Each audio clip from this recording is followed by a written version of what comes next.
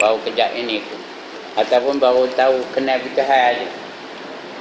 Tak ada rapat penuh. Kalau orang rapat macam sama perempuan kan tahu orang ni orang ni baik, orang ni kelekut, orang ni hasad dengki, orang ni mulutnya popek-popek. Tahu lah kan? Ini tak kenal. Dia tahu, kita tahu dia tu baik aja kerana kejahatannya tak nyata. Jadi berhati-hatilah dengan orang itu. Lain halnya dengan sahabat qarib, maka ia sangat menolongmu. Lain pula hal dengan orang yang kau tidak kenali, maka jangan kau campuri segala urusan mereka. Kadang-kadang dia buat hal-hal yang tak baik, kita campur sekali. Ya. Hanya sahaja kejahatan itu datang dari orang yang kau kenali, yang mereka menunjukkan persahabatan lidah. Persahabatan di lidah mereka. Orang ini, kawan ini namanya, kata orang putih, fair weather friend. Tahu, ada pernah dengar tak perkataan fair weather friend? Dia kawan dengan kita ketika cuaca elok je. Kalau hujan, dia seorang ada payung, tinggal kita. Kamu tinggal dia, cuma ada payung katanya. Itu namanya fair weather friend. Kalau tengah elok, ya, kita sihat, dia kawan dengan kita.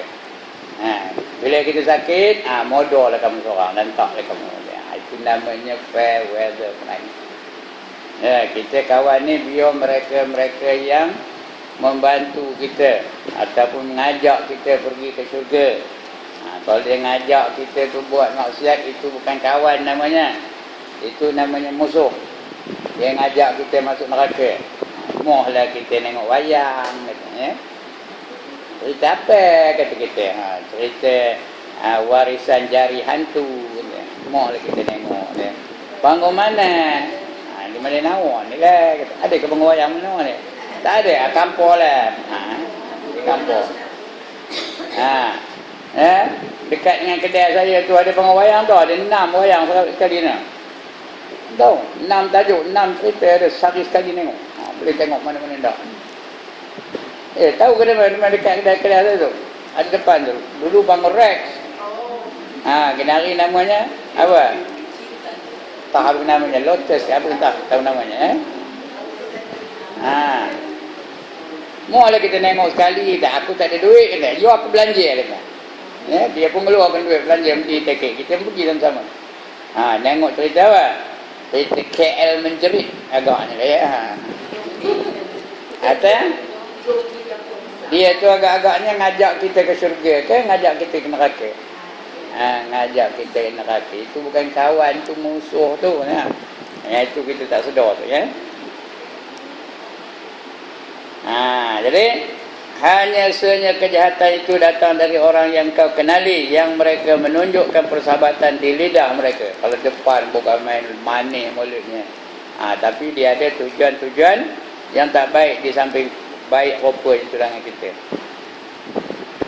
Ya. Maka kurangkanlah daripada berkenalan sekuasamu. Kalau boleh tak payahlah berkenalan dengan dia. Ada tidak je. Kalau jumpa tu hai itu je lah, udah tu. Jangan meriam mengajak komah. Ngajak komah lain tak ceritanya.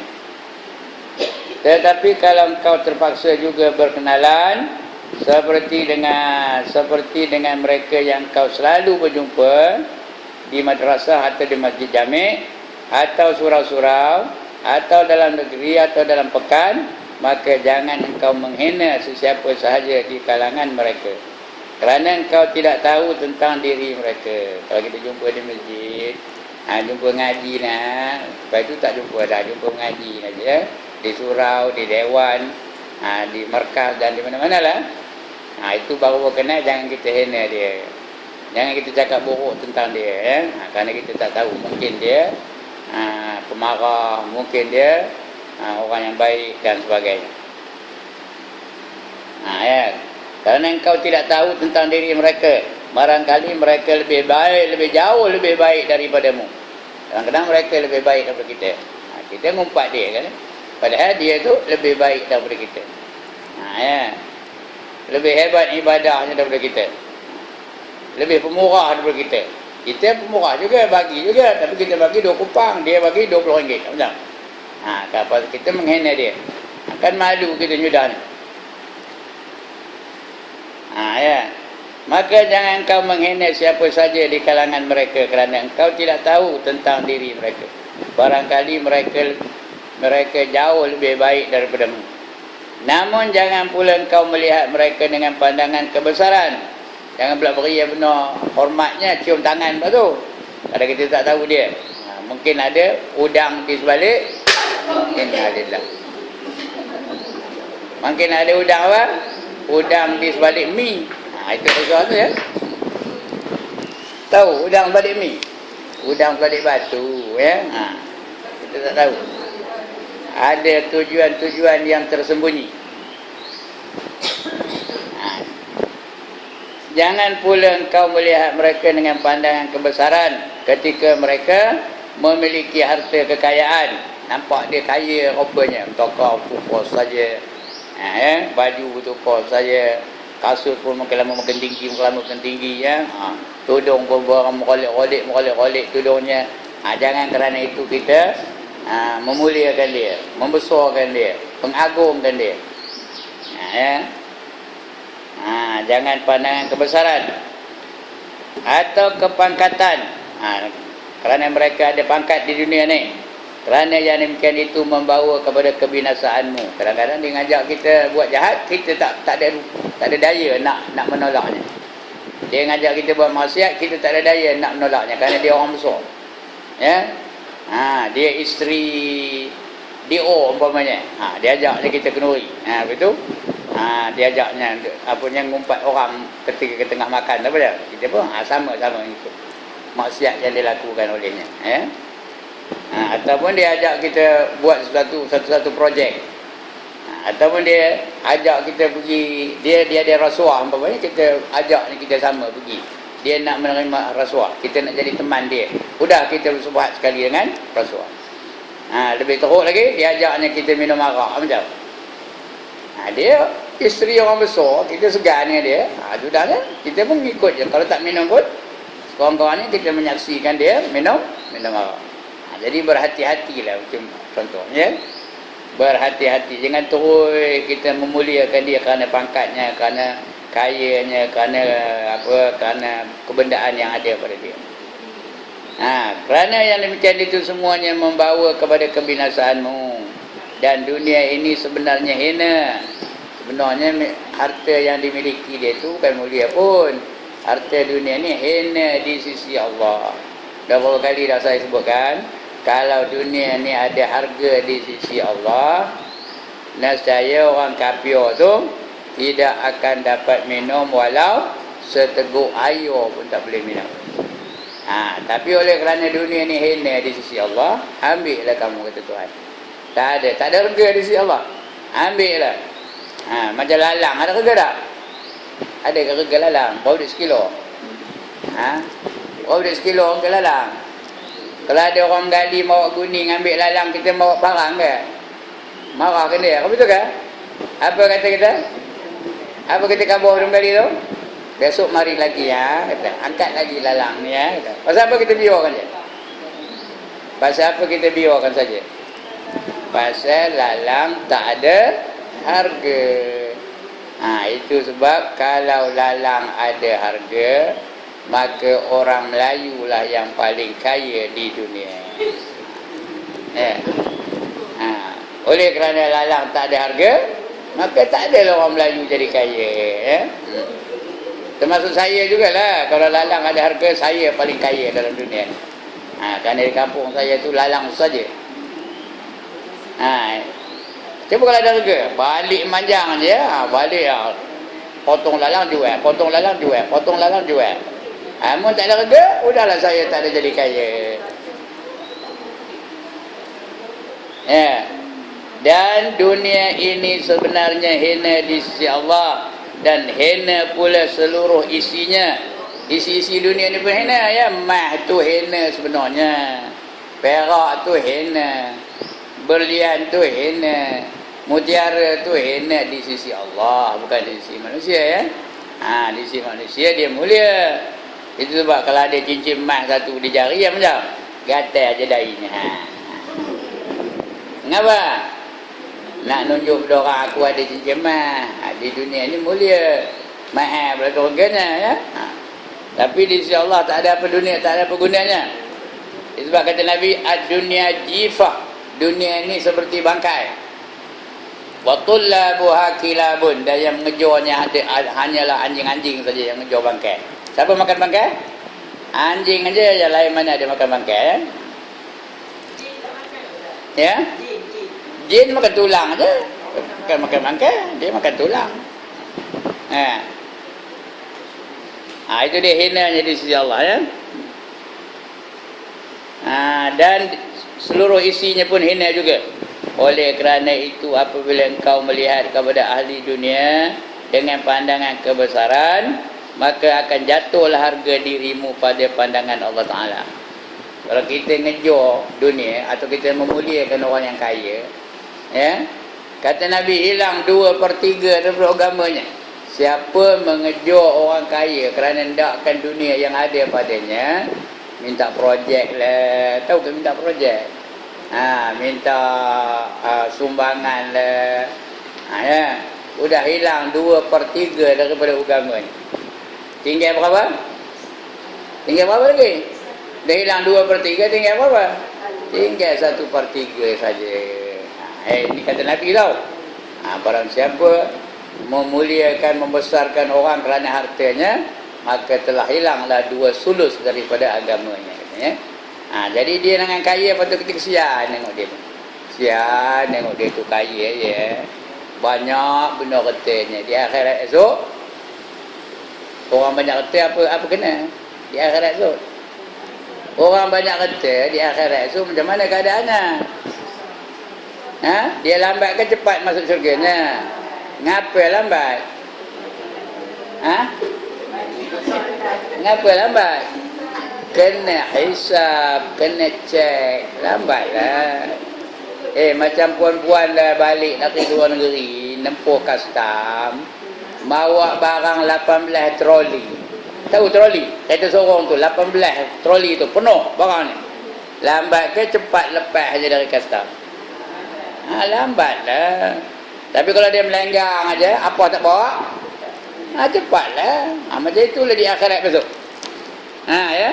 Kalau dia mati meninggalkan tanah entah berapa ratus ekar, meninggalkan mentokar sampai 80 biji, meninggalkan rumah sewa ada 5-60 biji, meninggalkan emas pula berkilo-kilo, ya.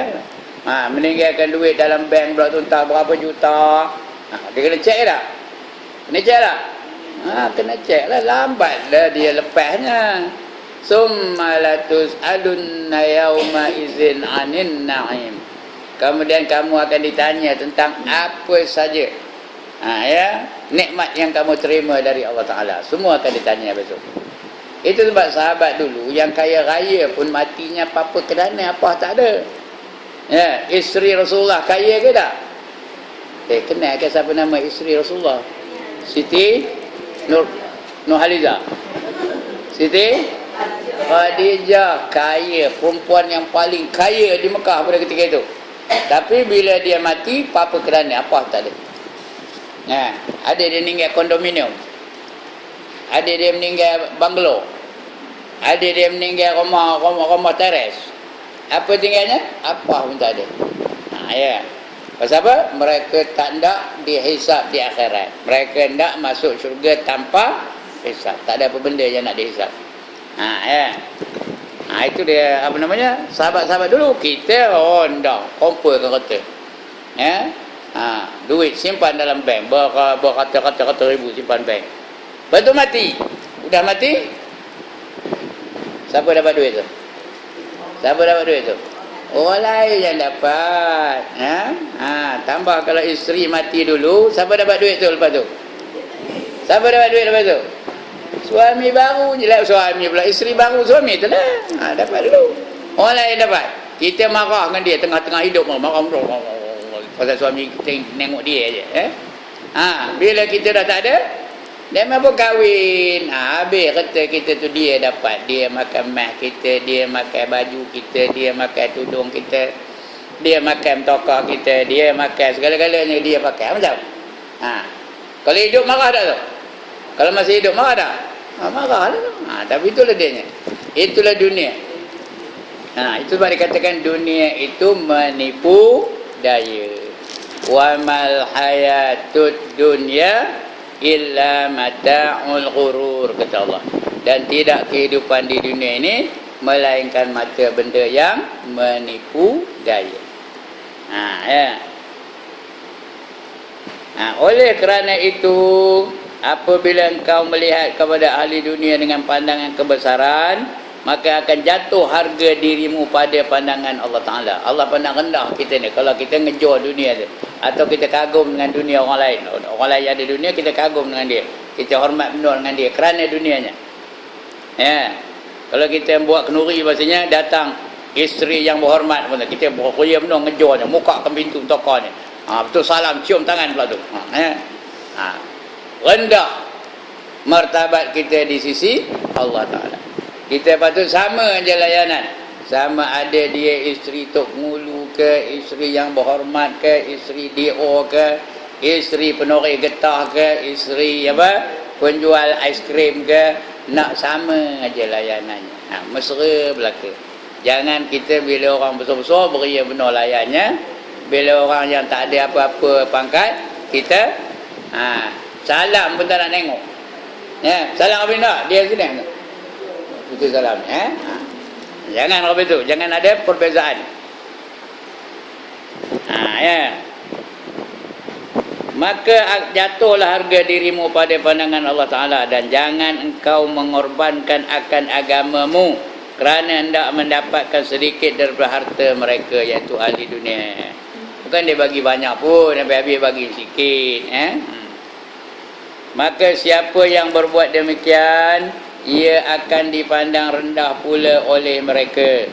Kemudian ia akan terhalang daripada mendapat sebarang keuntungan daripada mereka. Dan jikalau mereka yang kau kenali itu musuhmu, memusuh kamu, maka jangan engkau lawan permusuhan mereka kerana engkau tidak mampu melawan mereka. Bahkan nanti engkau akan merosakkan agamamu. Bila engkau terlalu sibuk melawan mereka, maka akan panjanglah kepayahanmu, dan sia-sialah kerjamu. Kalau mereka tu memusuhi kita, jangan kita lawan. Kalau benda tak berlawan, tak ada perpanjangan kan. Kalau dia musuh dengan kita, kita musuh dengan dia. Dia masam dengan kita, kita pun kelak dengan dia. Apa tak? Tak berlawan-lawan perpanjangan musuh tu. Dan apa untungnya? Apa untungnya kita bermusuh dengan orang? Tak ada apa untungnya. Apa untungnya? Tak ada untung langsung. Kalau kita berkawan dengan dia, sekurang-kurangnya kalau dia nak minum, dia ajak kita minum. Tapi kalau dah musuh dengan dia, tak dia ajak minum. Sebab itu jangan dilawan permusuhan itu. Apa dia? Dan jangan engkau bersenang hati ketika mereka datang memuliakan engkau, dan ketika mereka memuji engkau secara berhadapan. Kalau dia muji kita ni depan-depan, adalah niat tak baik itu. Jangan seronok benar. Kadang-kadang dipuji betul, timah mikir ni cantik benar, baju lawa benar, mana beli? Saya teringin dapat baju orang pemikir tu. Lepas tu sudah bak minjam RM20 kata. Ada dah orang apa itu, beria benar muji kita. Ingat apa asal dia muji ni? Naik melonjak-lonjak kita, naik apa kembang hidung pujinya. Lepas tu buat minjam RM20, udah kincup balik. Jangan senang hati bila dipuji orang secara berhadapan, dan ketika mereka menunjukkan rasa kecintaan kepadamu, kerana apabila engkau cuba memeriksa hakikat daripada penghargaan itu, engkau tidak akan mendapat hakikat itu. Itu sebab kalau kita baca satu kitab namanya Penawar Bagi Hati, orang yang memuji dan orang yang kena puji, dua-dua binasa. Orang yang kena puji pun binasa, orang yang memuji itu pun binasa. Ada 6 kebinasaan di situ. Di antaranya itulah Orang yang memuji itu kadang-kadang tak ada ikhlas. Saja ada ulterior motif. Ada maksud yang tertentu di sebalik itu. Orang yang kena puji itu pula dia kembang je. Walaupun dia tak layak mendapat pujian seperti itu, tapi dia kena puji itu seronok nak kembang je. Binasa harta je kadang-kadang ya. Pemimpin group itu kadang-kadang dia datang tu dipuji dia orang apa ni. Dalam majlis itu kita bertuah kerana dapat pemimpin yang begitu baik, yang prihatin terhadap penderitaan rakyat kena. Udah lama-lama tu dipuji-puji, dia harap pihak pemimpin akan memberi sumbangan pada institusi. Ada tak betul? Kerana kami ada projek nak membangunkan masjid Madinah ni, ya, dan sebagainya. Jadi pujian tu semua pujian ada makna lain. Semua tak ikhlas. Jadi jangan seronok penuh puji dia orang. Nak puji siapa? Nak puji siapa? Puji Allah saja. Yang lain jangan puji, ya. Ya. Engkau tidak akan mendapatkan hakikat itu. Mungkin 1 dari 100 pun susah engkau dapati. Dan jangan engkau merasa hairan apabila mereka mencela engkau. Dan jangan engkau marah terhadap tindakan mereka itu. Kerana apabila engkau menyedari hal itu, pasti engkau akan mendapatkan dirimu membuat seperti perbuatan mereka. Engkau juga berani mencela kawan-kawan dan sahabat-sahabatmu. Bahkan engkau sebenarnya telah berani memperkatakan gurumu yang mengajarmu dan ibu bapamu sendiri. Kadang-kadang guru pun dicelanya. Tok guru yang ngajar dia tu katanya, Ustaz Ibrahim kata kopi tu medang lambat je datang ni. Ya. Dia ceritakan hadiah dia muji diri dia je, keluarga dia je semuanya. Ya. Tak adalah saya kata ni contoh aja ni, jangan menyolang mata tengok saya. Perempuan tak ada kata kopi tu dengan saya, ya. Tapi contohnya. Guru yang ngajar dia tu kadang-kadang diumpatnya, dikatanya. Mak bapak ni kata, mak saya pun tak boleh tak nak pakat pun katanya. Dia tak bagi saja, semua tak boleh nak ronding langsung katanya. Ada tak? Ada tak orang kata mak bapak roh itu? Ya, semua tak boleh. Ajar saya tu semua tak boleh, ini tak boleh bergerak langsung saya ni katanya. Itu dah mengata mak bapak pula. Pasal apa? Pasal dia dengar orang lain roh itu. Orang lain roh itu, dia pun roh itu juga. Dan ibu bapamu sendiri, engkau berani menyebut-nyebut mereka di belakang, iaitu mengumpat mereka dengan perkataan yang engkau tidak mampu terus terang di hadapan mereka. Kalau depan-depan tak berani, di belakang berani. Kita ada mengumpat mereka. Sedangkan mengumpat tu kata Imam Ghazali, dosanya macam mana? Dosa mengumpat tu macam mana? Lebih daripada, ya Allah, galak benar dah ngaburnya. Sekali mengumpat dosanya lebih daripada 30 kali zina. Sekali aja ngumpat dosanya lebih daripada 30 kali zina. Kata siapa ni? Kata Imam Al-Ghazali. Sekali ngumpat je, Ustaz Ibrahim tu sekali je. Udah 30 kali zina. Kalau berapa kali? Berapa kali? 60 kali. Kalau berapa kali? 90 kali. Kalau mentara nunggu tadi, Ustaz Ibrahim tu berapa kali? Dah tak terkira zina ya. Ya. Sedangkan sekali zina aja apa hukumnya? Kalau dalam dunia ni sekali zina aja apa hukumnya? Itu kalau tak kahwin, kalau kahwin dia kejam sampai mati. Ini 30 kali. Tengok. Sikit hebat kan? Sebab itu Allah larang ya. Ya. Wala taghdab ba'dukum ba'dha ayuhibbu ahadukum an ya'kul lahma akhihi maita. Jangan kamu mengumpat seorang setengah kamu daripada setengah yang lain. Apakah kamu suka makan daging saudara kamu yang telah mati? Orang mengumpat tu seolah-olah dia makan daging saudaranya yang telah mati. Fakarihtumu, maka benci kamulah. Fakarihtumu, benci kamu dengan mengumpat. Jangan kamu mengumpat. Dan putuskanlah harapanmu daripada harta, pangkat dan bantuan mereka. Jangan kita berharap benar dengan reti orang. Jangan berharap penuh dengan pangkat orang. Kita di bawah, dia bos. Jangan harap penuh nak dapat pangkat. Atau bantuan mereka. Kerana orang yang tamak akan pemberian orang lain akan menjadi rugi di hari kemudian. Kalau tamak akan kata orang lain, dia rugi kemudian. Kalau dia tolong pun bukan ikhlas. Nanti diungkit-ungkitnya balik. Dan menjadi hina di dunia ini. Dia di dalam dunia ni pun hina. Ya, orang pandang rendah dengan dia. Selalu aja bodik bos ni. Tahu, ampu sana, ampu sini. Ampu sana, ampu sini. Kerana nak dapat apa? Nak dapat pertolongan, nak dapat bantuan, nak dapat projek dan sebagainya. Pentinglah. Dan apabila engkau terpaksa meminta kepada seorang akan hajatmu, lalu ia bermurah hati menolongmu, maka hendaklah engkau bersyukur kepada Allah. Bukan pada dia, pada Allah. Syukur kepada Allah, berterima kasih kepada Allah kerana dia membantu. Allah bukakan hati dia. Dia nak nolong kita tu, siapa yang sebenar-benar menolong kita? Allah yang buka hati dia untuk menolong kita. Kalau Allah tutupkan hati dia, boleh ke? Tak ke dia nolong kita? Tak hendaknya. Allah yang buka hati dia nak tolong kita. Syukur kepada Allah, jangan kepada dia. Kalau syukur kepada dia, kita kena ikut cakap dia. Tak boleh nak lawan, tak boleh nak hujah dengan dia, tak boleh nak menentang dia. Macam kita syukur dengan Allah lah, boleh lawan Allah, boleh menentang Allah. Macam itulah kita syukur dengan Allah. Dengan orang tak boleh apa itu. Kalau dia salah, kena kaburkan dia tu salah, kena menentang dia juga kalau dia salah. Macam Nabi Musa, dia nak angkat siapa? Ya Allah, dia tak ada belajar sirah ke? Dia nak angkat siapa? Fir'aun. Fir'aun tu kaya ke miskin?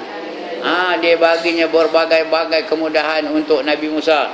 Tapi bila Nabi Musa besar, bila Nabi Musa dewasa, dia kembali datang balik ke Mesir, memuji Fir'aun ke menentang Fir'aun? Menentang balik Fir'aun kerana Fir'aun tu tak betul, salah. Dia dah mengaku dirinya Tuhan. Nabi Musa menentang Fir'aun. Itu dia. Jadi maknanya dia bukan bersyukur tu. Kalau bersyukur tak ada menentang pun. Dia hanya berterima kasih kepada Fir'aun. Dengan orang kita berterima kasih, jangan sampai bersyukur. Kalau kita bersyukur, seolah-olah kita ikut je cakap dia. Tak betul pun ikut juga. Suruhnya kita mencuri juga. Suruhnya kita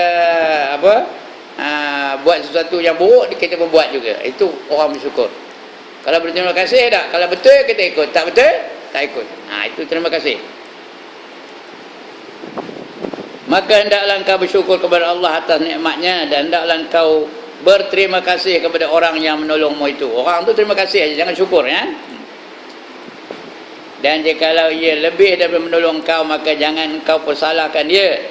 Kalau dia lemah, bukan lebih tu. Kalau dia tak boleh nolong kamu, jangan pula kamu caci dia, jangan kamu maki dia, jangan kamu marahkan dia. Jangan kau marahkan dia. Jangan dikata ngumpat dia pula tu. Jangan dipersalahkan dia. Jangan pergi kepada orang lain, pedekutnya tu, bakhilnya, cikir benar. Jenuh kau nak minjam RM10 kau tak baginya. Itu hak dia. Bagi ke tak bagi ke, siapa punya hak? Dia punya hak, bukan hak kita.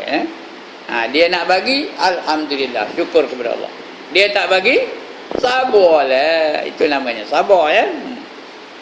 Jangan ngumpat dia, jangan persalahkan dia. Dan jangan kau menceritakan kelemahannya itu kepada orang lain, kerana yang demikian itu akan menimbulkan permusuhan. Kalau dia dengar kita menceritakan keburukan dia kepada orang lain, dia marah ke tak? Dia marah. Kalau dah marah jadi kawan ke jadi musuh? Jadi musuh lah tu. Dan hendaklah engkau jadi seperti orang mukmin yang suka menerima keuzuran daripada orang lain. Minta maaf lah, aku tak boleh tolong. Tak apa. Nak kopi tu jangan ria benar. Kamu ajar kopi tu, orang minta tolong sikit pun tak boleh. Jangan dia menerima keuzuran dia daripada orang lain. Dan janganlah engkau jadi seperti orang munafik. Orang munafik apa? Yang suka mencari-cari keaiban orang lain. Itu orang munafik. Dia mencari salah orang lain aja. Macam hari ini kopi tu lah ya. Ahli-ahli politik kan betul. Dia mencari salah musuh aja. Anu ni begini. Sampai hari ini tak habis-habis. Saja nak mencari aib orang lain. Sepatutnya kita kena cari aib diri sendiri, bukan cari aib orang lain. Ini dah. Cari je salah orang lain. Dicongkir daripada dia kecil lagi sampai dia dewasa, sampai dia besar, sampai dia tua, dicongkir sejarah hidup ni. Supaya dapat dimalukan, supaya orang lain tak mau bersama dengan dia. Itu hari ini berlaku. Jangan jadi macam orang munafik ya. Yang jadi seperti orang munafik yang suka mencari-cari keaiban orang lain. Dan hendaklah engkau berkata dalam hatimu, barangkali dia tidak dapat menolongku kerana ada keuzuran yang tidak dapat dielakkan. Sedangkan keuzuran itu tidak aku ketahui. Aku tak tahu mesti ada keuzuran tu ya, tak dapat dia nolongku. Dan janganlah engkau memberi nasihat kepada mereka selagi engkau belum melihat kepada mereka tanda-tanda akan menerima nasihatmu. Kalau tidak, mereka akan menolak nasihatmu dan kamu jadi bermusuh dengannya. Kita nak nasihat dengan orang pun kena tengok. Dia mau menerima ke tak? Nak nyuruh orang pakai tudung pun kena tengok ya. Menerima ke tak? Caranya pun nak betul. Jangan nengkin je, apa kamu ni dah tua tudung pun tak? Siapa tampun.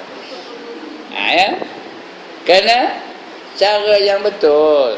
Saya dengar ustaz tu ngajar kata, orang tak bertudung tu di akhirat nanti akan digantung rambutnya, dipakaikan kasut neraka, menggelegak otaknya. Dia dengar itu dia merisaulah. Bukan kata dia pula.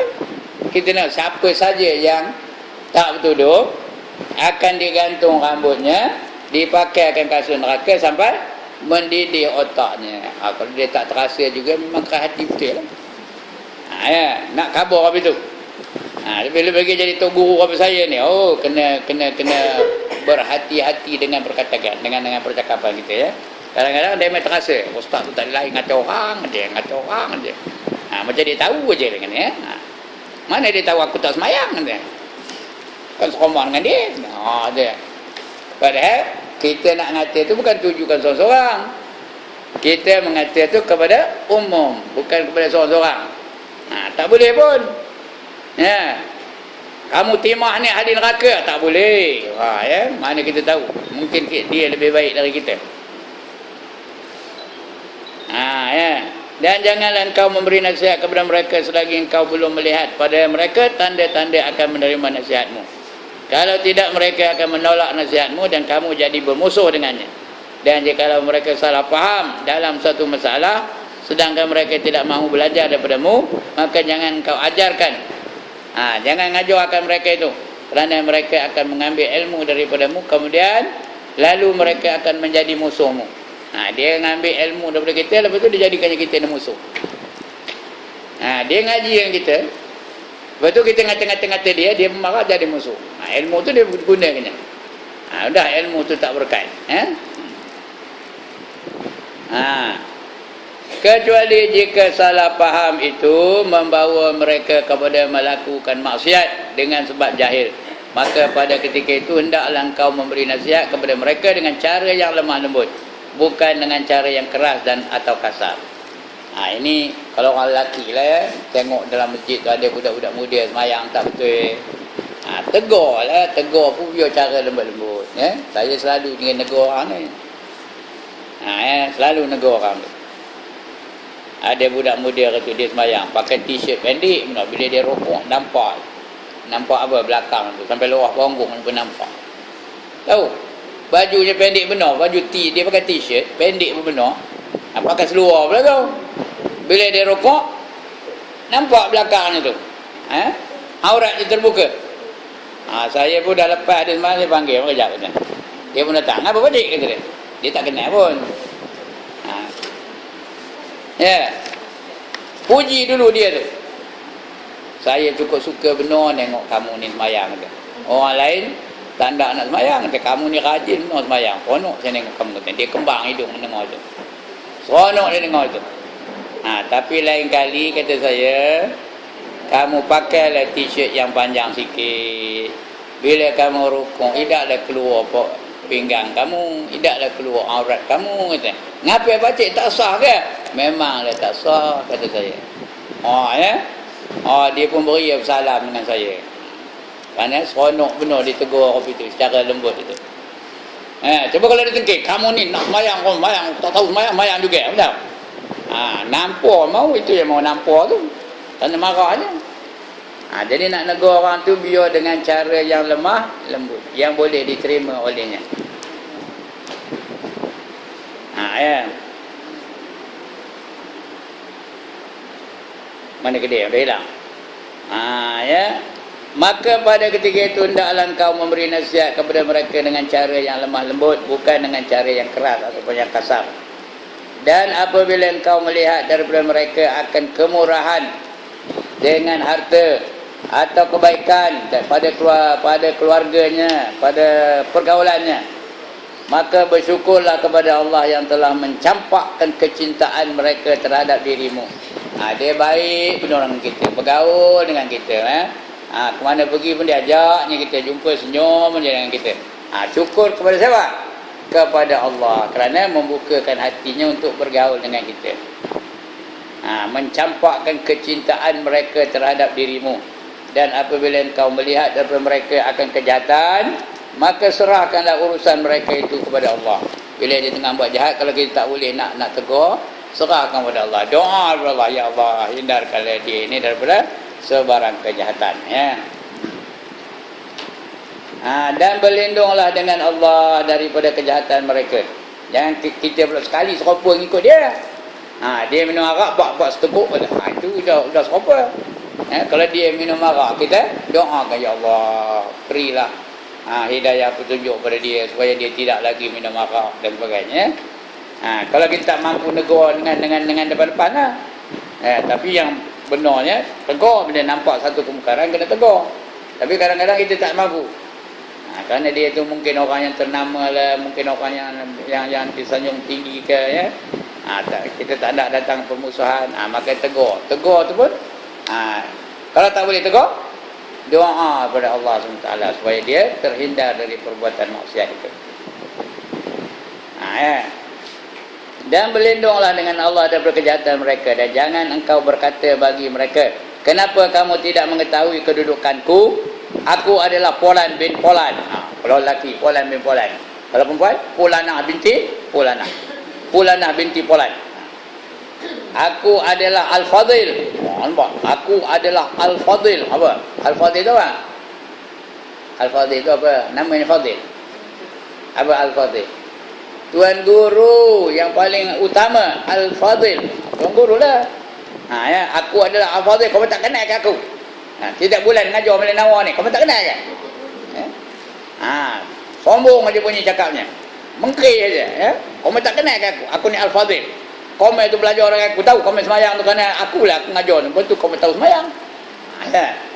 Kalau itulah bunyinya, tak layak dia tu menjadi tuan guru pun, ya. Al-Fadil Polan bin Polan yang banyak mempunyai kelebihan dalam ilmu pengetahuan. Aku lebih tahu dari kamu. Kamu apa tahu kata? Kerana perkataan ini adalah perkataan orang yang jahil, yang sebenarnya dia itu jahil mengaku pandai. Ya, orang yang macam itu sebenarnya jahil tapi mengaku pandai. Ya. Dan yang lebih jahil daripada itu lagi ialah orang yang menganggap dirinya suci dan memuji dirinya sendiri. Ya, akulah orang yang paling rajin. Akulah orang yang paling paling bertakwa. Akulah orang yang paling bersyukur. Akulah orang yang paling baik ibadah aku. Akulah orang yang paling segala-galanya paling. Dia seorang je pandai. Dia seorang je cerdik. Dia seorang je rajin. Dia seorang je takwa. Yang lain tu semua malas-malas belaka. Itu paling jahil manusia yang begitu. Dia mensucikan dirinya. Dan ketahui olehmu bahawasanya bahawa Allah tidak mentuturkan lidah mereka untuk mencelamu kecuali kerana ada dosa yang telah engkau lakukan. Kalau dia saja-saja nak ngumpat, tak ada, kecuali ada benda yang kita buat, baru mereka ngumpat kita. Maka meminta ampunlah kepada Allah daripada dosa-dosamu, dan ketahuilah bahawa yang demikian itu adalah salah satu daripada deraan Allah terhadap dirimu. Kadang-kadang itu sebab hidupnya tak sentosa, hidupnya susah, ya. Kelang kabut hidupnya kerana apa? Dengan dosa-dosa dia dulu yang dia tak minta ampun dari Allah SWT. Jadi Allah dera dia dulu dalam dunia ni. Dibaginya berbagai-bagai masalah dalam hidup. Macam-macam masalah, tak dapat ketenangan jiwa. Ada je masalahnya. Langsung tak ada keterangan jiwa. Kenapa? Kadang-kadang dia malas berzikir. Kalau dia rajin berzikir, Allah bagi ketenangan jiwa. Ala bizikrillahi tatma'innul qulub, kata Allah. Ketahuilah dengan banyak berzikir dengan Allah itu akan menjadikan jiwa-jiwa tenang. Jiwa tenang ni bukan kerana duit banyak. Jiwa tenang ni bukan kerana tokohnya banyak. Jiwa tenang bukan kerana dia rumah sewanya banyak. Jiwa tenang ni siapa yang bagi tenang? Allah Ta'ala bagi tenang. Ya.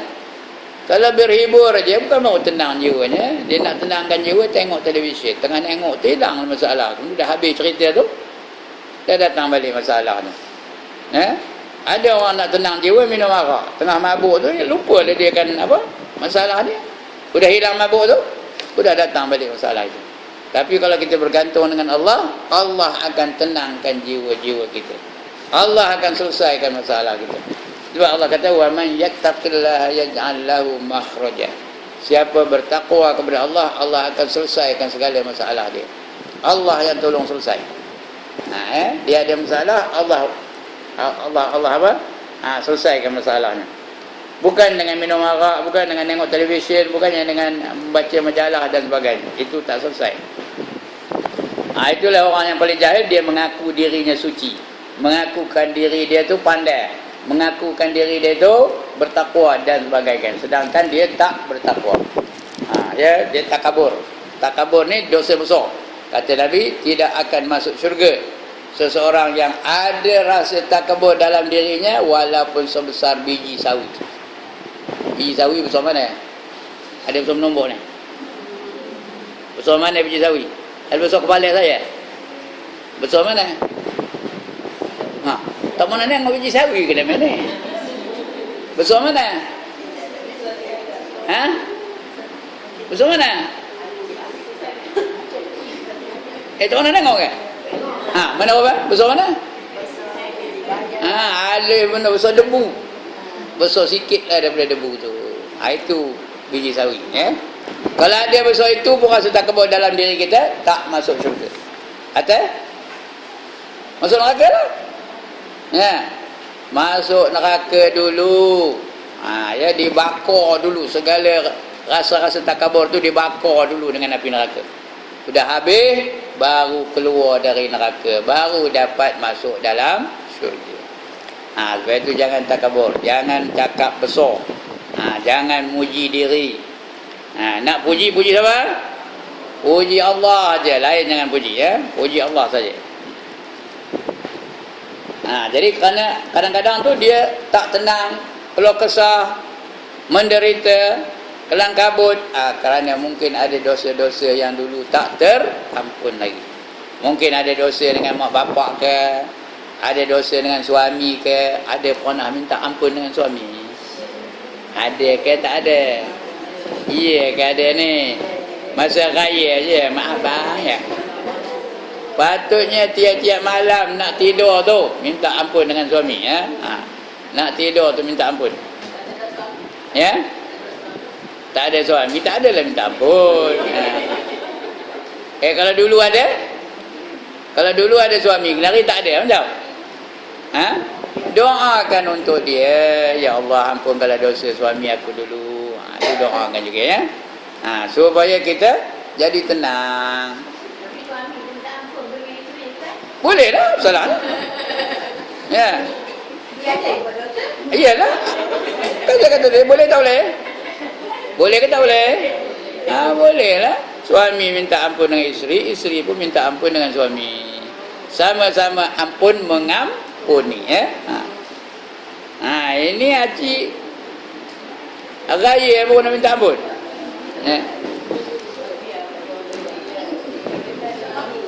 Okey. Dan minta ampunlah kepada Allah daripada dosa-dosamu. Dan ketahuilah bahawasanya yang demikian itu adalah salah satu daripada deraan Allah terhadap dirimu.